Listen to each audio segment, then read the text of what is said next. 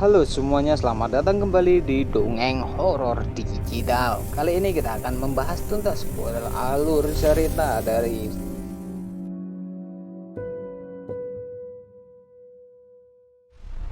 Yuk buat teman-teman semua, jangan lupa yuk ditonton sampai habis agar tidak ketinggalan hal-hal yang paling mengerikan di film kali ini. Pastikan Anda tidak sendirian. Jangan lupa yuk dibantu like, komen, dan subscribe.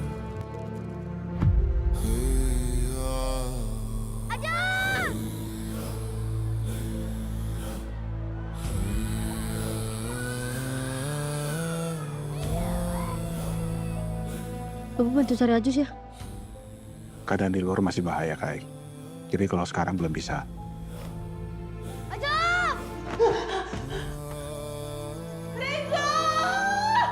Jangan sekarang, Bu. Di luar juga lagi nggak aman. Ringo itu butuh saya karena dia beda.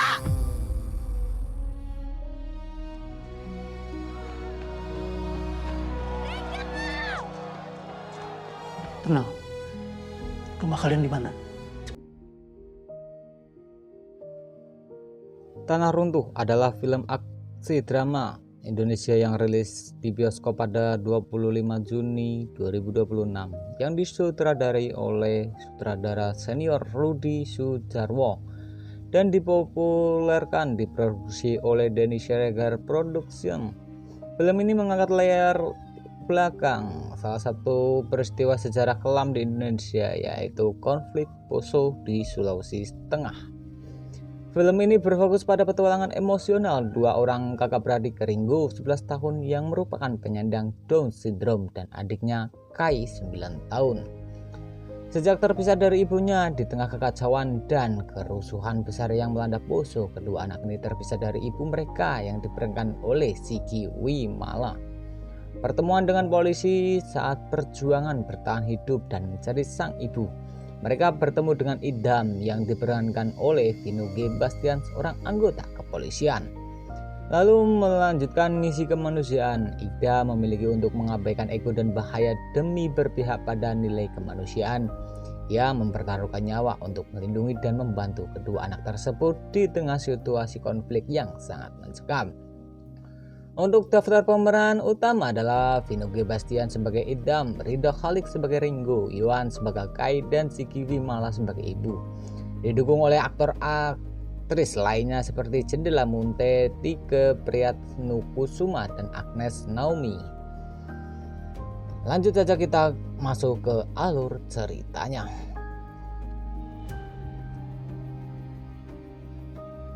Matahari sore membias warna jingga keemasan di atas langit Poso, Sulawesi Tengah. Di sebuah teras mata rumah kayu sederhana, suasana terasa begitu damai.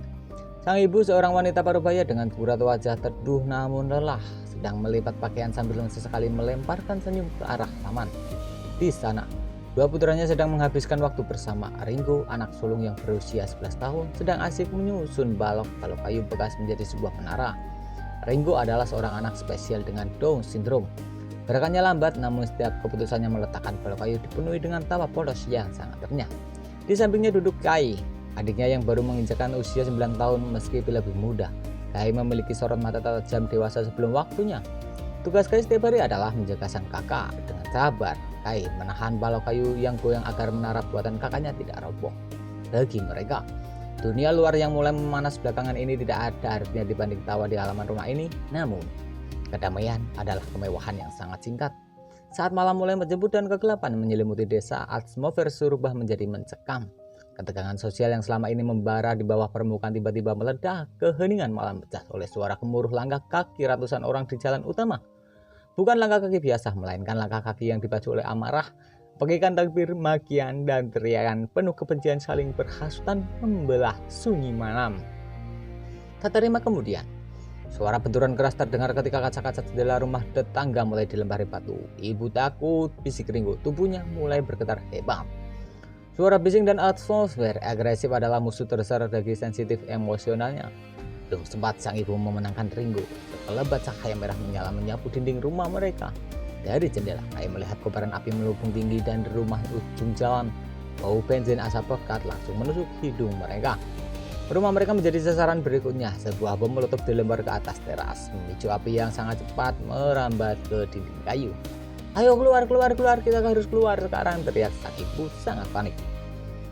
Ibu segera menarik lengan Linggo, sementara Kai menggenggam erat tangan kiri kakaknya. Mereka berlari keluar menembus pintu belakang dari api yang mulai menjalar di luar rumah. Situasinya lebih jauh mengerikan. Jalanan telah menjadi medan perang. Asap hitam mengepul di mana-mana, mengaburkan pandangan. Massa berpakaian hitam dan senjata tajam obor pelarian kian memari. Suara tembakan peringatan dari aparat keamanan terdengar beruntun di jauhan, menambah histeris warga yang menyelamatkan diri dalam kepanikan massal itu. Gelombang pengungsi yang berlarian tak tentu arah menghantam mereka dari depan. Dorongan kuat dari massa yang histeris membuat pegangan tangan sang ibu terlepas. "Ibu!" teriak Kai histeris. "Linggo, Kai, tetap di situ!" belas sang ibu. Namun tubuhnya langsung terseret oleh arus ratusan yang panik menuju arah gerbang desa. Di tengah kekacauan itu, sebuah ledakan keras kembali terdengar di rumah taman mereka. Suara itu membuat Ringo trauma hebat. Yang melepas keramat tangan Kai menutup kedua tangannya sambil lari menjerit histeris, lalu berlari kencang ke kegelapan perlawanan arah dengan jalur evakuasi warga. "Kak Ringo, jangan ke sana, berhenti!" teriak Kai. Tanpa memperdulikan keselamatan dirinya sendiri, Kai membalikkan badan dan berlari kencang mungkin mengejar kakaknya, mengembus kabut asap dan kobaran api yang membesar, meninggalkan sang ibu hingga telah kerumunan massa malam itu. Kehidupan mereka resmi runtuh. Malam jahanam itu perlahan berganti menjadi pagi yang kelabu. Langit poso tertutup oleh jelagat hitam yang enggan pergi, menyisakan bau hangus bangunan terbakar di sebuah sudut. Langit poso tertutup oleh jelagat hitam yang enggan pergi, menyisakan bau hangus bangunan yang terbakar di sebuah sudut terpencil di pinggiran kota telah mati. Sebuah gubuk bekas penyimpanan kopra menjadi tempat perlindungan sementara bagi saudara yang kelaparan. Di dalam gubuk remang-remang, Ringo duduk meringkuk di sudut ruangan. Tubuhnya masih gemetar, wajahnya disembunyikan oleh antara kedua lutut sejak malam itu. Ia menolak untuk berbicara. Kai dengan kaos yang compang-camping dan wajah comoreng-moreng oleh arang duduk dekat pintu dengan renggang, mengintip keluar dengan waspada. Perutnya berbunyi nyaring, namun fokus tidak beralih dari jalanan tanah di depan gubuk. Kai merangkak mendekati kakaknya. Ia merokok kain celananya dengan mengeluarkan setengah bungkus biskuit yang ia selamatkan dari rumah mereka saat terbakar.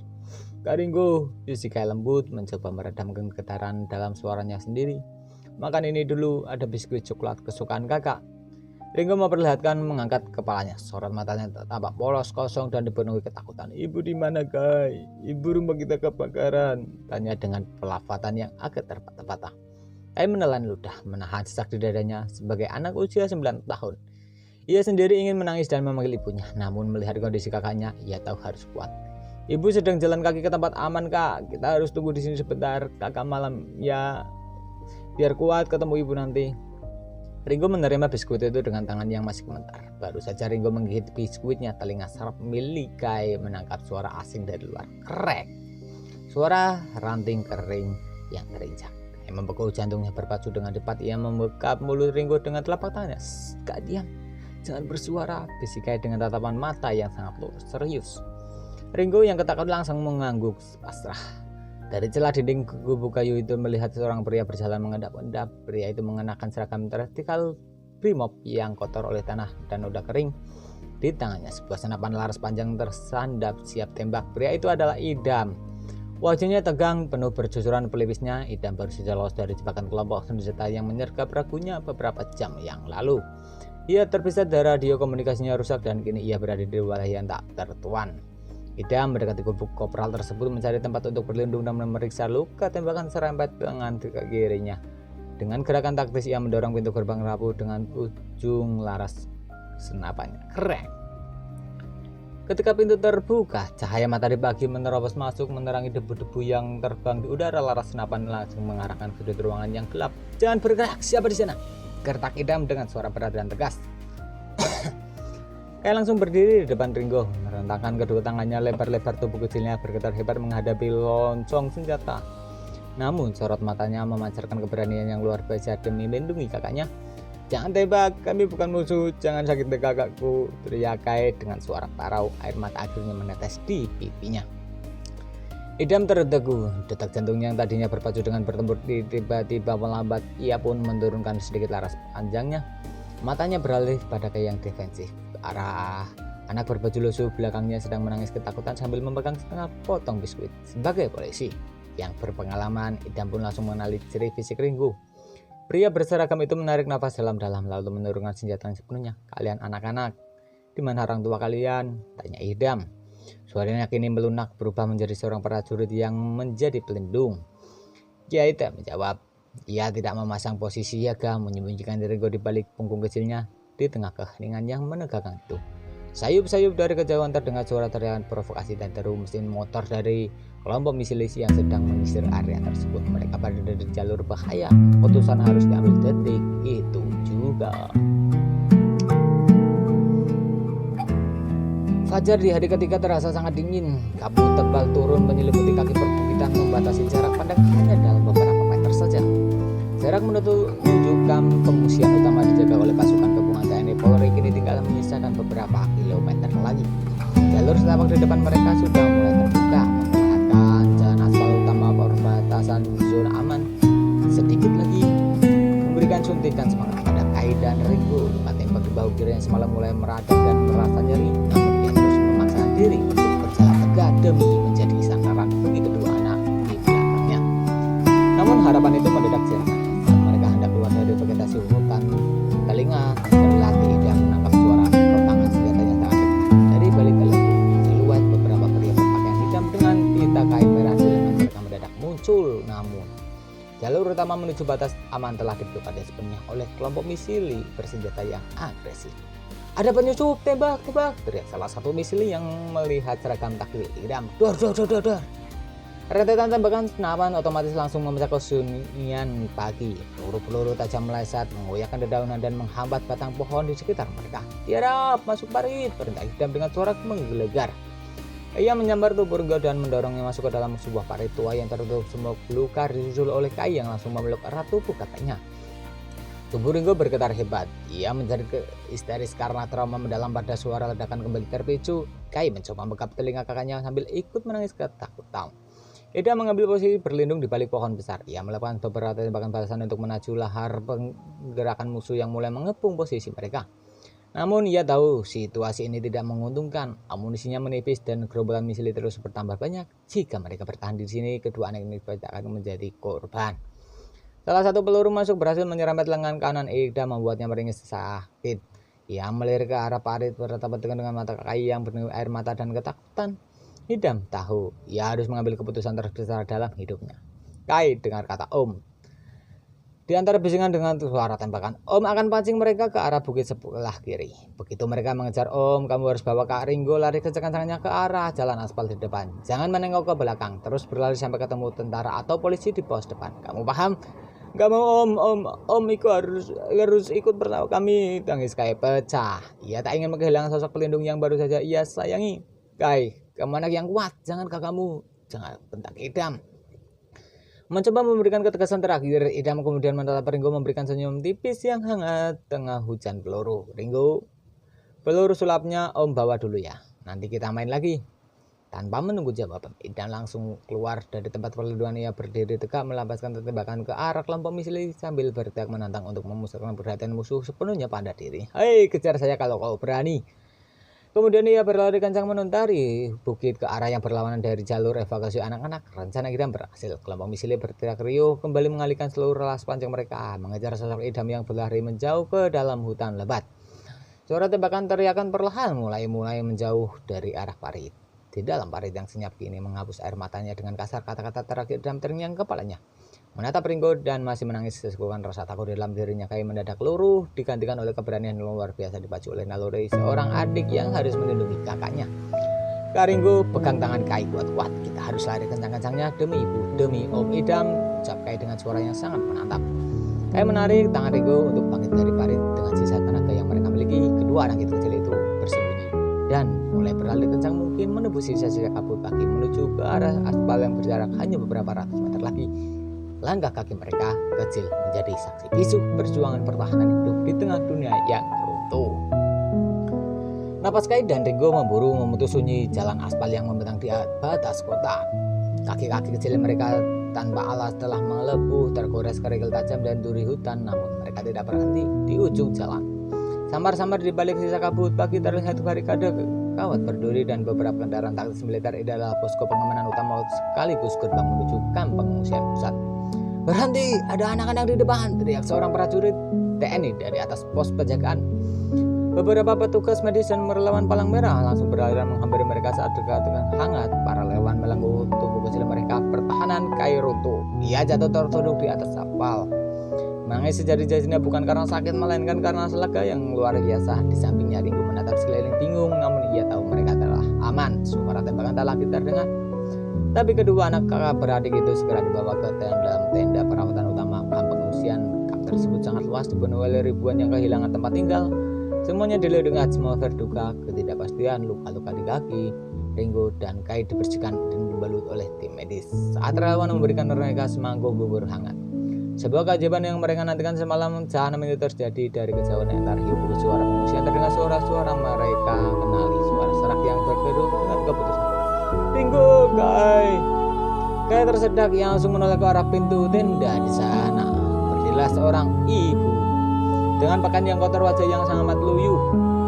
Selama 3 hari 3 malam wanita itu tidak pernah tidur, menyisir setiap sudut kamp pengungsian demi mencari kedua buah hatinya. "Ibu!" teriak Kai. Ringo yang melihat ibunya langsung menjatuhkan sendoknya. "Ibu, panggil Ringo dengan pelafatan khasnya. Sang ibu beralih kencang lalu berlutut di tanah dan merengkuh kedua putranya dalam pelukan yang erat. Sang tangis haru pecah di sudut tenda medis tersebut. Ibu mencium bau Kai dan Ringo bergantian memastikan bahwa ini bukanlah mimpi. Di tengah lautan duka akibat konflik yang menghancurkan tanah kelahiran mereka, keluarga kecil berhasil disatukan kembali oleh takdir 1 minggu berlalu. Situasi keamanan di poso perlahan mulai kondusif setelah jalur perdamaian mulai disepakati oleh kedua belah pihak yang tertikai. Kamp pengungsian kini telah menjadi tempat yang lebih tenang. Sore itu, Kai menuntun tangan Ringo berjalan menuju rumah sakit lapangan militer yang berada di sekitar kamp barat. Mereka melangkahkan menuju bangsal perawatan khusus. Di sana adalah satu ransel pria dengan gigi yang bau kirinya dan perban kepala. Pria itu adalah Idam. Ia berhasil bertahan hidup setelah aksi nekatnya memancing musuh, meski harus membayar mahal dengan luka berat di tubuhnya yang sebelum akhirnya dievakuasi oleh pasukan penyelamat. Mendengar langkah kaki mereka, Idam menoleh. Matanya tadinya sayu-layu berbinar. Kai dan Ringo berdiri sambil beranjak. "Om Idam," ucap Kai pelan, matanya berkaca-kaca melihat kondisi penyelamat mereka. Idam pun tersenyum lemah dan menutus, "Kalian selamat. Om tahu kamu anak yang kuat, Kai." Ringo kemudian melangkah maju. Dari kantong celananya yang lusuh ia mengeluarkan sebuah benda kecil, sebuah selang peluru kosong yang sempat diberikan Idam di hutan. Ringo meletakkan selongsong itu dengan hati-hati di atas telapak tangan Idam yang bebas dari perban peluru. "Sulap." "Ringo balikin Om Idam," kata Ringo dengan senyum polosnya yang paling indah. Idam menggenggam selongsong peluru itu dengan erat-erat di dadanya. Air mata menetes di sudut mata polisi tangguh itu. Konflik mungkin telah meruntuhkan rumah, desa, kedamaian mereka semua. Namun di atas puing-puing keruntuhan itu, sebuah harapan baru telah lahir. Nilai kemanusiaan, ketulusan, cinta kasih terbukti jauh lebih kuat daripada api kebencian yang membakar Poso. Film ini ditutup dengan pemandangan langit sore Poso yang kembali cerah, membawa fajar kedamaian yang baru. Begitulah teman-teman untuk alur cerita film. Terima kasih telah menonton. Jangan lupa like, komen, dan subscribe.